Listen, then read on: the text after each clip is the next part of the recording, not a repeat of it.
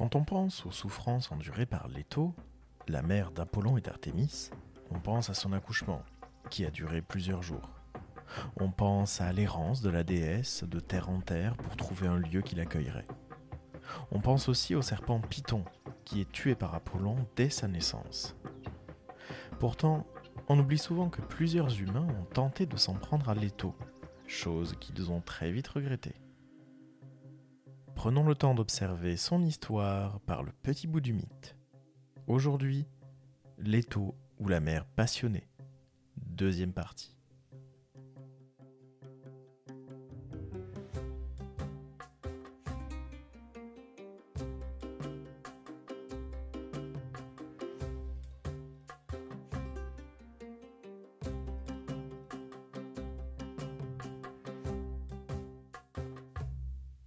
Et désormais, nous nous plaçons en Lycie, c'est-à-dire de l'autre côté de la mer Égée, en Turquie actuelle. Et nous allons nous appuyer sur Antoninus Liberalis, un auteur de Métamorphose. Après avoir mis au monde Apollon et Artémis dans l'île d'Astérie, Leto vint en Lycie, emmenant ses enfants au bain de Xanthos. Aussitôt arrivée dans ce pays, elle rencontra d'abord sur son chemin la fontaine Mélitée, et elle eut grande envie d'y baigner ses enfants avant d'atteindre le Xanthos. Mais les bouviers l'en chassèrent pour faire boire leurs bœufs à la fontaine. Et Leto quitta Mélitée et s'en alla. Des loups, venus à sa rencontre, lui firent fête, et, lui servant de guide, l'amenèrent jusqu'au fleuve Xanthos. La déesse but de l'eau et baigna ses enfants, puis elle consacra le Xanthos à Apollon, et, au pays qui jusqu'alors s'appelait Trémilis, elle donna le nom de Lycie, d'après les loups qui lui avaient montré le chemin. Puis elle revint sur ses pas pour châtier les bouviers qui l'avaient chassée. À ce moment-là, ils étaient encore auprès de la fontaine en train de baigner leurs bœufs. Leto les transforma tous en grenouilles, et leur frappant d'une pierre rugueuse le dos et les épaules, elle les précipita tous dans la fontaine et les fit vivre dans l'eau. Maintenant encore, ils coassent en bordure des rivières et des marais. Dans ses propres métamorphoses, le poète Ovide laisse parler un homme qui a vu cette scène. Citons-le. « J'ai vu de mes yeux l'étang et le lieu que le prodige a rendu célèbre. Mon père, déjà âgé et incapable de supporter le voyage, m'avait chargé de ramener de là-bas des bœufs bien choisis, et, au moment de mon départ, il m'avait lui-même donné pour guide un homme du pays. Je parcourais les pâturages avec mon compagnon, lorsque tout à coup, j'aperçois debout, au milieu d'un étang, un antique autel, noirci par la fumée des sacrifices et entouré de roseaux frissonnants. Mon guide s'arrête et, d'une voix craintive, il murmure « Sois-moi favorable ». À mon tour, je murmure aussi « Sois-moi favorable ». Cependant, je demandais si c'était un autel consacré aux naïades, à Faune ou bien à un dieu indigène. L'étranger me répond « Non, jeune homme, ce n'est pas une divinité des montagnes qui habite dans cet autel. Il proclame pour sa maîtresse celle que l'épouse du souverain des dieux exila de l'univers et qui obtint à peine par ses prières un asile de la vagabonde Délos, au temps où cette île flottait, légère sur les eaux. Là, appuyée contre un palmier et contre l'arbre de Pallas, l'Atone mit au monde 2 jumeaux en dépit de leur marâtre. Même devenue mère, elle dut encore, assure-t-on, s'enfuir de là devant Junon, et emporter sur son sein ses 2 divins enfants. Déjà, elle était parvenue sur le territoire de la Lycie, patrie de la chimère. Un jour que le soleil accablait ses campagnes d'une lourde chaleur, la déesse, épuisée par une longue fatigue, fut prise, sous les feux de l'astre, d'une soif ardente. Ses enfants avides avaient tari le lait de ses mamelles. Il advint alors qu'elle aperçut, au fond de la vallée, un étang de médiocre étendue. Des paysans y cueillaient l'osier fertile en rejeton, le jonc et l'algue chère au marais. La fille du titan s'approche et, fléchissant le genou, elle se penche sur la terre pour puiser dans les eaux fraîches de quoi se désaltérer. Les manants le lui défendent, la déesse répond en ces termes à leur défense. Pourquoi m'interdire cette eau ? L'usage de l'eau est permis à tout le monde. La nature n'a pas voulu que le soleil, l'air et l'onde fluide fussent la propriété d'un seul. Je suis venu jouir d'un bien commun à tous. Et pourtant, je vous demande en suppliant de m'en faire don. Je ne voulais pas y baigner mes membres ni mon corps fatigué, mais apaiser ma soif. Tandis que je parle, Ma bouche n'a plus de salive et mon gosier desséché livre à peine un passage à ma voix. Une gorgée d'eau sera pour moi un nectar. Je reconnaîtrai que je vous dois la vie, car vous m'aurez donné la vie en me donnant cette eau. Laissez-vous toucher aussi par ces enfants qui de mon sein vous tendent leurs petits bras. Il se trouvait, en effet, que ces enfants tendaient alors les bras. Qui aurait pu n'être point touché par ces douces paroles de la déesse ? Cependant, il persiste, malgré sa prière, à la repousser. Par des menaces, ils veulent la contraindre à s'éloigner et ils ajoutent encore des injures. Ce n'est point assez. Eux-mêmes, avec leurs pieds et leurs mains, ils troublent les eaux de l'étang et, au fond de son lit, par méchanceté, ils soulèvent la vase molle en sautant de ci de là. La colère a fait oublier sa soif à la fille de Céus. Elle cesse de supplier des gens qui n'en sont pas dignes et ne se résigne pas à tenir plus longtemps un langage humiliant pour une déesse. Levant les mains vers les astres, « Puissiez-vous vivre éternellement, dit-elle, dans votre étang. » Le souhait de la déesse est exaucé. Ils trouvent un plaisir à rester dans les ondes. Tantôt ils plongent tout leur corps au fond de l'eau dormante, tantôt ils montrent la tête. Parfois ils nagent à la surface. Souvent ils se posent sur la rive de l'étang. Souvent ils rentrent d'un bond dans leur humide et froide retraite. Mais ils fatiguent encore leur vilaine langue à quereller, et, quoique cachés sous les eaux, effrontément, jusque sous les eaux, ils essaient l'outrage. Leur voix est devenue rauque, leur gorge est enflée par l'effort de leur souffle, et les injures qu'ils lancent distendent leur large bouche béante. Leur tête rejoint leurs épaules, et leur cou disparaît. Leur échine se colore de vert, leur ventre, la plus grosse partie de leur corps, est désormais tout blanc. Ce sont de nouveaux êtres qui sautent dans les profondeurs bourbeuses des grenouilles. La pauvre Leto croise aussi la route d'un fils de Zeus qui ne lui veut pas que du bien. Le mythographe grec Apollodore nous fournit un rapide récit. Apollon tue aussi Tityos, qui était un fils de Zeus et de la fille d'Orchoménos, Elara. Zeus, qui avait eu commerce avec Elara, l'avait caché sous terre par crainte d'Héra, et avait ramené au jour le fils qu'elle avait porté dans son sein, l'énorme Tityos. Ce dernier voit Leto qui venait à Pytho, et, saisi de désir, il la prend dans ses bras. Mais elle appelle à l'aide ses enfants, et ils abattent Tityos à coups de flèche. Il est encore châtié après sa mort. Des vautours, dans l'Hadès, lui mangent le cœur. Et ce bref récit d'Apollodore n'est pas sans rappeler le châtiment de Prométhée. La différence principale entre ces deux récits est que Prométhée est enchaîné au mont Caucase, alors que Tityos est enfermé au Tartare.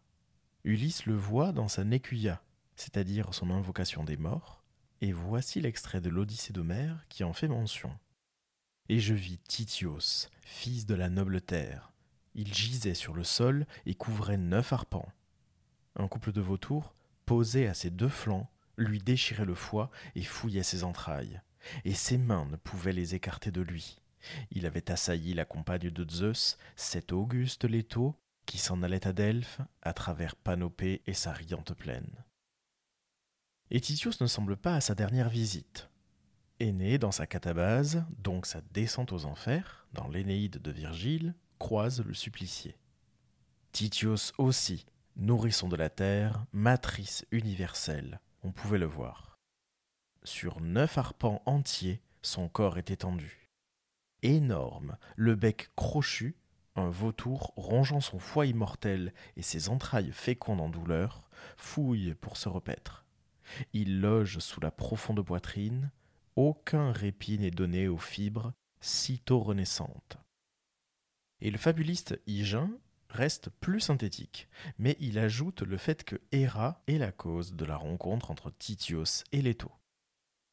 Jupiter ayant couché avec Latone, Junon avait ordonné à Tityos, fils de la terre d'une taille prodigieuse, de faire violence à Latone.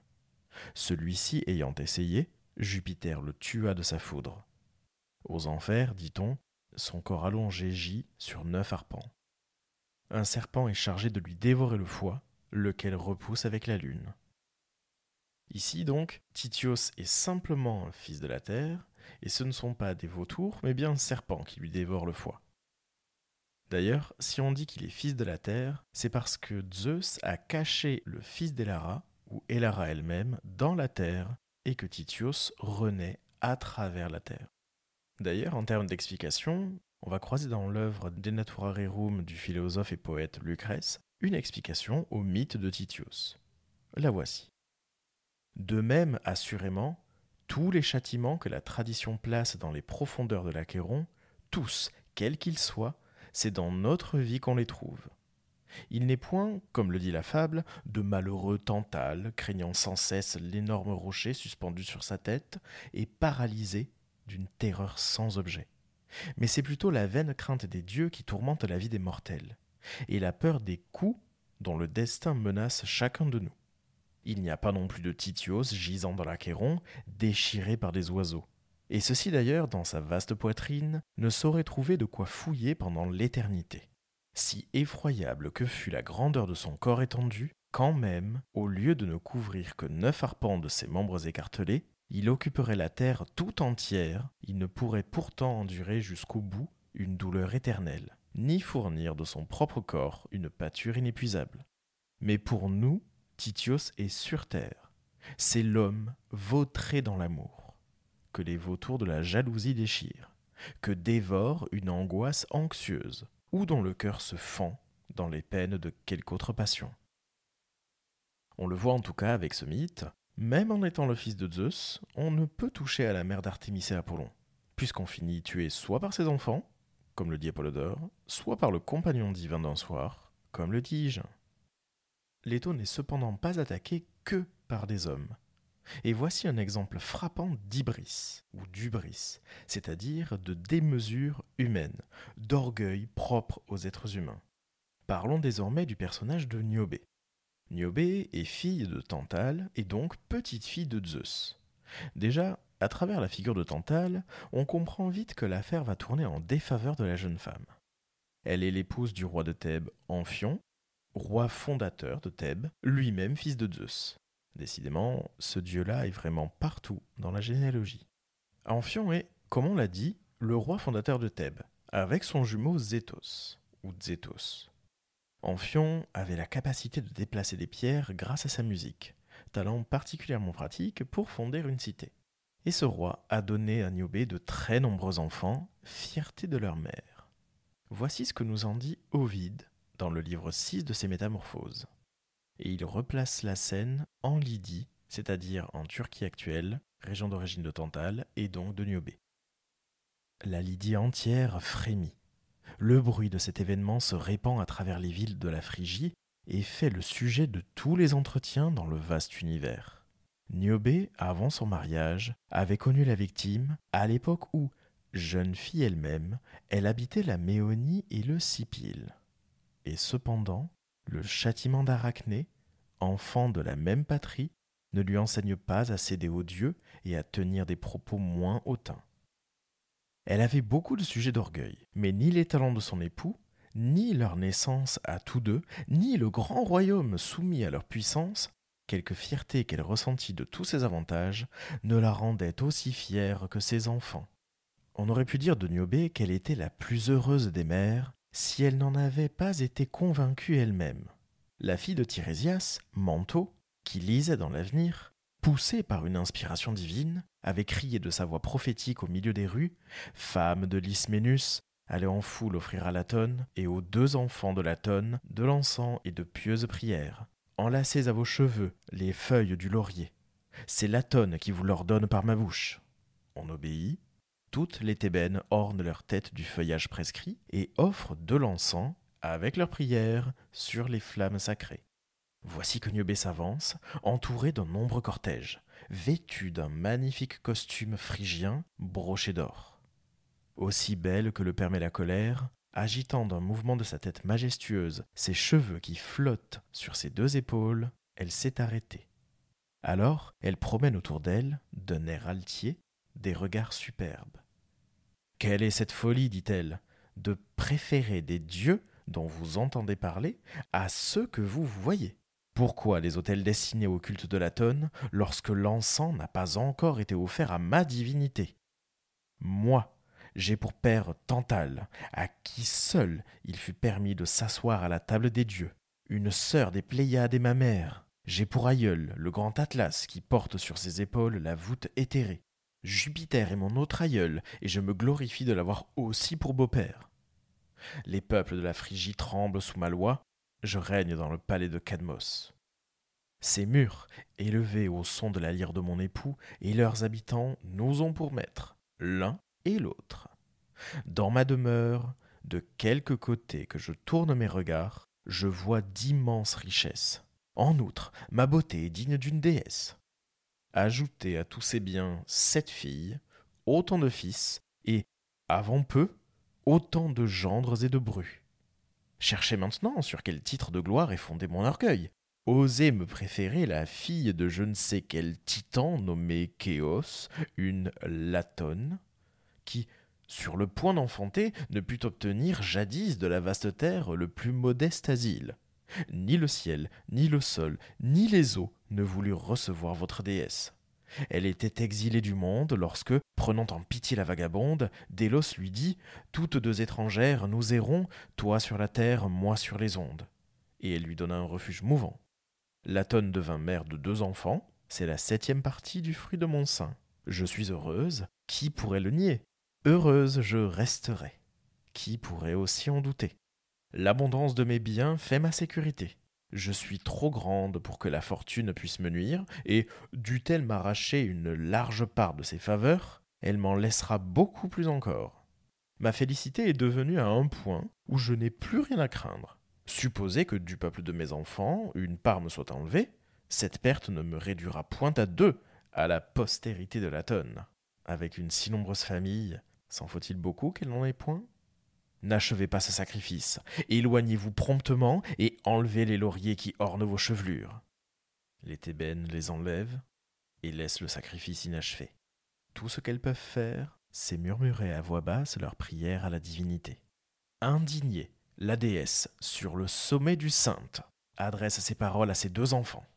Voici que moi, votre mère, si fière de vous avoir donné le jour, moi qui ne le céderai qu'à Junon entre toutes les déesses, je vois mettre en doute ma divinité et on me chasse, ô mes enfants, si vous ne venez à mon secours, des autels où j'ai été adoré dans tous les siècles. Ce n'est pas là ma seule douleur. À cet acte impie, la fille de Tantale a ajouté l'insulte. Vous, elle a osé vous rabaisser au-dessous de sa progéniture, et de moi, elle a dit, puisse ce mot retomber sur elle, que je suis une mère sans enfant. Sa langue scélérate s'est montrée digne de celle de son père. Latone avait ajouté des prières à ce récit. Arrête, dit Phébus. Une longue plainte retarde trop le châtiment. Phébé tient le même langage. Déjà, tous deux s'étaient élancés d'un vol rapide à travers les airs. Et, cachés par un nuage, ils étaient descendus sur la citadelle de Cadmos. Près des remparts s'étendait au loin une vaste plaine, constamment foulée par des chevaux, où la multitude des roues avait amolli la glèbe sous leurs pas. Là, parmi les 7 fils d'Amphion, il en est qui, montés sur de vigoureux coursiers, pressent leurs flancs couverts de la pourpre de Tyr et les gouvernent avec des rênes lourdes d'or. L'un d'eux, Ismène, le premier que sa mère eût jadis porté dans ses flancs, faisait tourner sur la piste circulaire un coursier dont il maîtrisait la bouche écumante. « Hélas, c'en est fait de moi !» s'écrie-t-il. Un trait s'est fixé au milieu de sa poitrine. Sa main mourante lâche les rênes. Il glisse lentement de côté sur l'épaule droite de sa monture. Près de lui, ayant entendu le bruit d'un carquois dans les airs, Scipile rend la bride. Il fuit comme le pilote qui, sentant venir la tempête, à la vue du nuage, déploie de toutes parts ses voiles pendantes pour ne pas laisser échapper le plus léger souffle du vent. Il a beau rendre la bride, le trait inévitable le suit. Une flèche a pénétré en vibrant dans le haut de son cou, et le fer ressort, mis à nu, hors de sa gorge. Tel qu'il était, penché en avant, il roule sur les jambes et sur la crinière du cheval lancé à toute vitesse, et souille la terre de son sang encore chaud. L'infortuné Fédime et l'héritier du nom de leur aïeul, Tantale, après avoir mis fin à leur travail accoutumé, étaient passés, tout brillant d'huile, à l'exercice qui réunit la jeunesse dans la palestre. Déjà étroitement enlacés, ils luttaient poitrine contre poitrine lorsque, lancés par la corde tendue, une flèche les transperce dans l'attitude où ils étaient, liés l'un à l'autre. Ils gémissent ensemble. Ensemble, courbés par la douleur, ils s'abattent sur le sol. Ensemble, étendus à terre, ils tournent vers le ciel leur regard suprême. Ensemble, ils exhalent leur dernier soupir. À cette vue, Alphénor se déchire la poitrine à grands coups, il accourt, prêt à soulever entre ses bras leurs membres glacés. Il tombe en remplissant ce pieux devoir. Le dieu de Délos, d'un trait mortel, lui traverse le cœur de part en part. Le jeune homme arrache le fer, mais une partie de ses poumons vient avec la pointe et son sang s'échappe dans les airs en même temps que sa vie. Damazicton aux longs cheveux ne périt pas d'une seule blessure. Il est frappé d'abord à l'endroit où commence la jambe et où le jarret nerveux forme une souple jointure. Puis, tandis que sa main s'efforce de retirer le trait fatal, une seconde flèche s'enfonce jusqu'aux plumes dans sa gorge. Le sang la repousse au dehors, il jaillit à une grande hauteur et, d'un jet soudain, il perce au loin les airs. Le dernier, Ilioné, levait vainement vers le ciel des bras suppliants. Ô Dieu, vous tous, tant que vous êtes, disait-il, ignorant qu'il ne fallait pas les implorer tous. Épargnez-moi. Il émut l'archidivin, quand déjà le trait ne pouvait plus être retenu. Mais au moins la blessure à laquelle il succomba fut légère, et la flèche ne pénétra pas profondément dans son cœur. La renommée, la douleur du peuple, les larmes des siens ont appris à la mère cette catastrophe subite. Elle s'étonne que les dieux aient pu l'accomplir, elle s'indigne qu'ils l'aient osé et que leur droit aille jusque-là. Quant à Amphion, il s'était plongé un poignard dans le sein. Il avait mis fin du même coup à sa vie et à sa douleur. Hélas, combien Niobé maintenant était différente de cette Niobé qui naguère avait écarté le peuple des hôtels de Latone et qui s'avançait à travers la ville en rejetant la tête en arrière. Elle était alors un objet d'envie pour les siens. Aujourd'hui, elle fait pitié même à ses ennemis. Penchée sur les corps glacés, elle distribue au hasard à tous ses fils ses derniers baisers. Elle en détache ses bras livides et, les tendant vers le ciel, « Repais-toi, cruelle Latone, de ma douleur !» s'écrie-t-elle. « Repais-toi, rassasie ton cœur de mes larmes. Rassasie ton cœur barbare, dit-elle. Je me meurs de 7 morts. Réjouis-toi de ta victoire. Ô mon ennemi, triomphe. Mais où est cette victoire? Dans mon malheur, je suis encore plus riche que toi que dans ton bonheur. Même après tant de pertes, la victoire est à moi, elle dit. Et aussitôt, on entend résonner la corde d'un arc tendu. Niobé est la seule entre tous qui n'ait point tremblé. Car le malheur accroît son audace. Debout, devant les lits des 7 frères, vêtus de noir, se tenait leur sœur, les cheveux épars. L'une d'elles veut retirer le trait qui s'est enfoncé dans ses entrailles. Elle s'affaisse mourante, le visage incliné sur son frère. Une autre, qui s'efforçait de consoler sa malheureuse mère, perd soudain la parole et tombe frappée d'un coup qui la plie en deux sur elle-même. Elle ne ferme la bouche qu'après avoir exhalé son dernier souffle. Celle-ci, qui cherchait vainement à fuir, s'abat sur la terre. Celle-là expire sur le corps de sa sœur. Une autre se cache, on en voit une autre s'agiter toute tremblante. 6 d'entre elles avaient déjà reçu la mort par diverses blessures. Il n'en restait plus qu'une. Sa mère la couvre de tout son corps, de tous ses vêtements. « Laisse-m'en une, crie-t-elle, la plus petite de tant de filles. Je ne demande que la plus petite, rien qu'une. » Pendant qu'elle prie, celle pour qui elle prie n'est déjà plus. Ayant perdu toute sa famille, ses fils, ses filles et son époux, elle tombe assise entre leurs corps inanimés, figée par la souffrance. Le vent n'agite plus ses cheveux, le sang ne colore plus son visage, ses yeux s'immobilisent au milieu de sa face désolée. Il n'y a plus rien de vivant dans ses traits. Sa langue même se glace à l'intérieur de son palais durci, et tout mouvement s'arrête dans ses veines. Son cou ne peut plus fléchir, ses bras ne peuvent plus faire un geste, ni ses pieds avancer. Jusque dans ses entrailles, elle n'est plus que pierre. Elle pleure pourtant. Un vent impétueux l'enveloppant d'un tourbillon l'a emportée dans sa patrie. Là, fixée au sommet d'une montagne, elle se fond en eau, et aujourd'hui encore, ce bloc de marbre verse des larmes. Par ces mots se conclut le récit d'Ovide sur Niobé. D'ailleurs, la mention du bloc de marbre, encore visible aujourd'hui, renvoie au rocher de Niobé, présent sur le mont Sipylos, une montagne de la Turquie actuelle, en Lydie. Enfin, Leto apparaît aussi dans le mythe du monstre Typhon, le fils de Gaïa ou d'Héra, créé par sa mère pour détruire Zeus et les Olympiens, né de la colère d'une déesse. Alors que la plupart des dieux s'enfuient en se métamorphosant à l'approche de Typhon, Leto se transforme en musaraigne, quand Apollon se transforme en Milan et Artémis en chatte. Nous aurons l'occasion de revenir sur ce combat entre Typhon et les autres dieux dans un prochain épisode.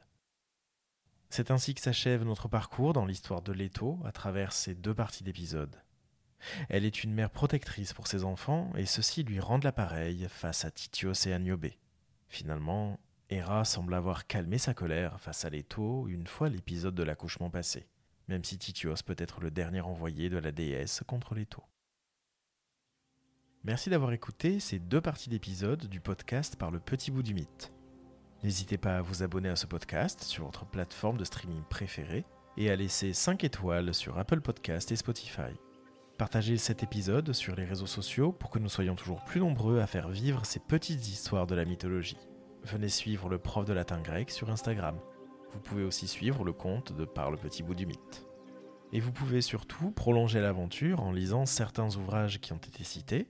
Je vous mets la bibliographie en description et dans l'article du jour sur le site du podcast. Le tout accompagné d'un dossier documentaire. À bientôt pour un nouveau coup d'œil par le Petit Bout du Mythe.